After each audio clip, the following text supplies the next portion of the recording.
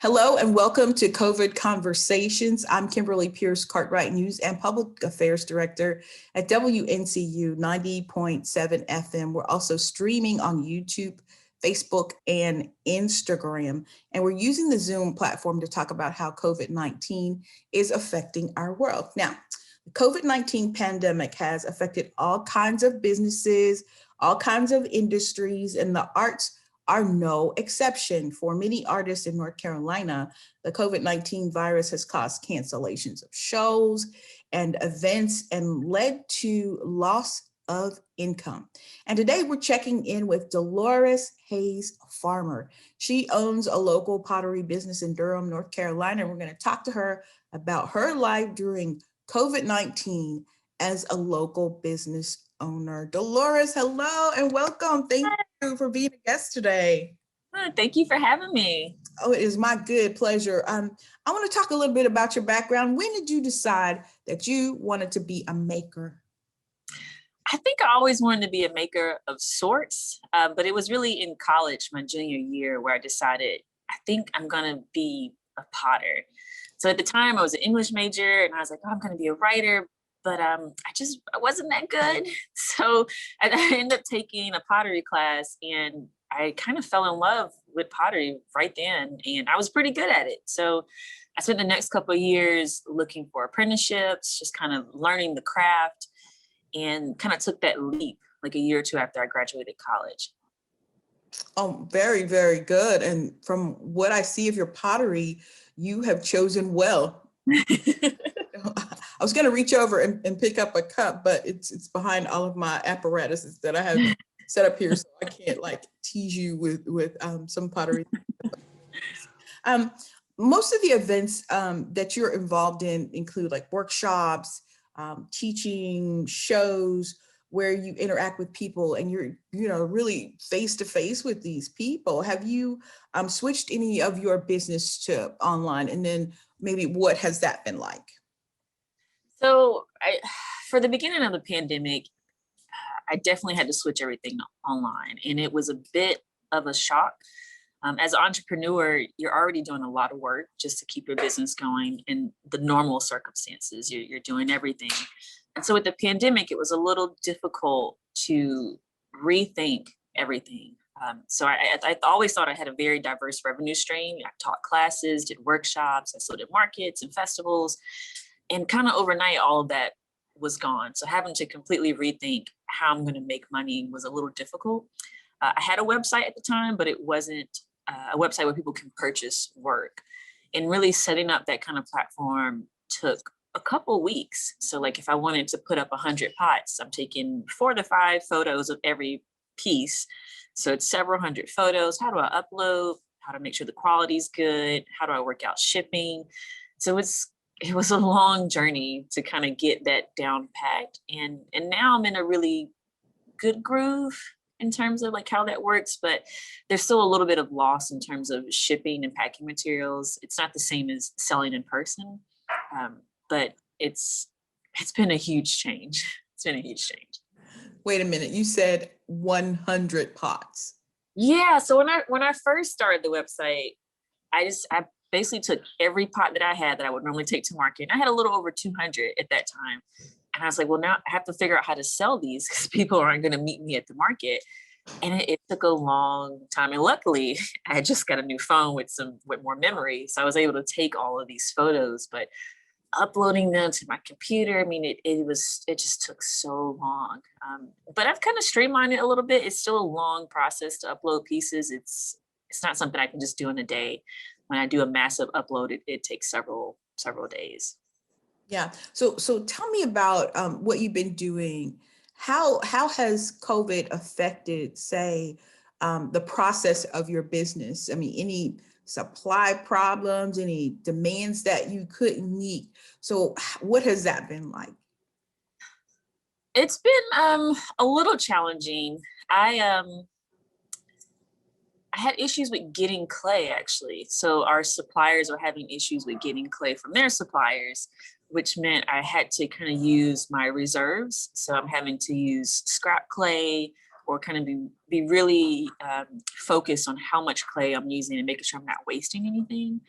So I had to limit myself to what I had on hand. There wasn't a lot of room for exploring different things, maybe trying out different glazes or new clays. Yeah, I have to use what I have on hand.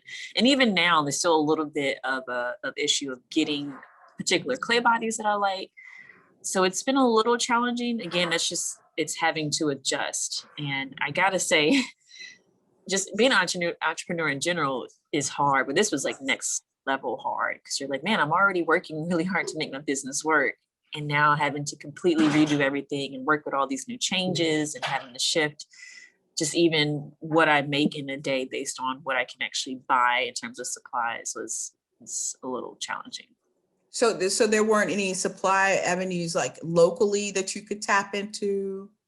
No, because we have a couple of distributors in the area, and they get their clay from other makers, or they make their own clay in-house, but they were closed down for a long time. So fortunately, I bought some clay right before all of this kind of happened, and I was able to work through that a little bit. But having to just wait until these other businesses opened, and then wait until they're able to restock certain clays. And I'm still waiting on certain clays now. So it's been a long process just to get back to normal in terms of a supply chain. So what about the Postal Service? There were like lots of delays in postal shipping. So with the Postal Service not working under normal capacity, and how did that affect your business? It made it really difficult around Christmas. Before that, people were pretty understanding. I'm like, this is when your pot shipped out, it's the tracking information, and it would take a while. But around Christmas, there were several orders that took over a month to arrive to different people. And fortunately, they all arrived in one piece. Nothing broke. So that was really great. But it made it really hard around the Christmas time rush. So I couldn't tell people, you may not get your pots in time. You ordered it 2 weeks before Christmas. That's not going to guarantee it's going to arrive in time just because of the Postal Service.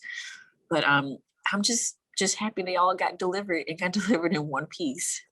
So it's been a little tricky. It's been a little tricky to kind of time that. But my consumers have been extremely understanding of that. So it's not been too stressful to deal with that.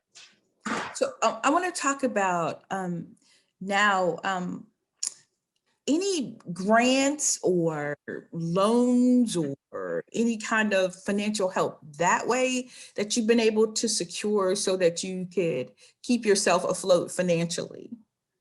So in the beginning, I did some unemployment because I was in the middle of teaching classes, and I had to stop several classes at once. And I lost that kind of revenue stream because of that. So I did apply for unemployment for a while. But after that, because I was able to start selling online and selling virtually, I didn't apply for anything else. I was able to kind of make some money, not the same money I would have been making if I was selling in person or teaching, but it was still something. And because I was making money, I didn't feel like I should apply for the monies, for the loans, mainly because I knew there was a certain amount and I didn't want to tap into that when there are other artists who are struggling way more than I was at the time. So once I was able to get my online site going and sell a little bit, I was like, all right, I can kind of make this work and figure that out. Okay. I want to talk about like your business model. So normally, what is it that you would do to get yourself noticed by people to be able to buy from you or take classes? So what under normal circumstances did that look like? So before, it was mainly just going to the farmer's market. And so I would go and sell every single Saturday. People see me. It's a face-to-face kind of interaction. I brought my pots out. I could tell them, hey, I'm teaching. And it was a really easy sell in general. Once the pandemic happened, it shifted heavily to my online presence. And fortunately, I had a nice following. So I was able to post, hey, you can't come see me at market, but here's his new website I spent all these weeks creating, and you can buy from here. And people did. I sold out like almost immediately, which was really great. So I had to shift just how I was telling people about my business, which just became online. So now it's just posting through social media, posting videos, and it's been really good, especially because people are actually using my website. Before it was more like, I just have a website because I'm supposed to have a website. And now it's more of an interactive tool where people can get information, can buy from me. So what about retooling. So that's the way it used to be. So what have you had to do now to make the kinds of things happen as like pre-pandemic? More focus on social media. Before I was just kind of posting because it's fun. And it's like, oh, I made a pot today. So here's my mug. And now it's definitely a little more business oriented. I am pushing people to go to the website or kind of promoting my next show in that way. And it's a little more serious in terms of how I'm marketing instead of just being like just an interactive platform to speak with friends and family and stuff like that. So shifting that focus to online has been really good. And when I'm selling now, I'm not always making pieces that I want to make. I'm trying to make pieces that I know sell very well online and that will ship easily. So I used to make a lot of big salad bowls, like kind of decorative pieces, and I don't do a lot of those now because shipping some of those is a little difficult. So it's kind of shifting a little bit to make sure I'm making stuff people want to buy and that will ship really easily. So a little bit of a shift than before. So what about the growth process? Do you feel like you're in a better place, or do you feel like you're in a worse place, or do you feel like what do you feel like? What? Well, when this first started, I was a little lost. I was like, oh, I've been working all these years to get my business running, and it just kind of fell apart overnight. So at that time, I wasn't doing very well. But now, especially that I have the online kind of selling down, and I'm really confident with that, I feel really good. And as a potter, you're making stuff Monday through Friday. Most of the time, you're selling Saturday. Oftentimes, you're also selling on Sunday. So before the pandemic, I was working 6 to 7 days a week, very labor intensive, out in the world. And now I like work during the week and then I have my weekends back because I'm not out selling on the weekends. And so I gotta say, once I got the groove, it's been really good. Setting up the website was difficult, but now that it is, I just upload, I can relax on the weekends now. I gotta say, I love having my Saturdays back. It's pretty awesome. It's pretty awesome. But what about festivals? Were a big part of what it was that you do? And then will you ever go back to that model? It seems like you really well into having your weekends off. Yeah, I'm really enjoying this time. I think that what I'll do is maybe a mix. I just won't do as many. So the festival for the Eno was a really big one for me. So I may go back and do that one when they start, but I don't think I'll start doing festivals every month again and doing all that traveling. It's a little easier on me to just do online, and I'm still getting my product out there to people. But I gotta say, I like this. I can have some time at home now, and I thoroughly enjoy it. Well, I've heard that festival on the Eno is on the upswing, and what they're gonna do this year, what it's gonna be like, but I've been told that it's coming back in some form, and they're actually talking to artists about whether or not they want to be a part of what's coming up. So that sounds really promising for not only you, but other artists who've been waiting for, I guess, their big break. So what about your biggest financial event of the year? Was it Face to Festival on the Eno, or were there other outlets that? It was definitely one of the biggest events of the year. Another one is the Durham County Pottery Tour. And so what we did, normally what happens with the pottery tour is a group of potters, only about 20 of us.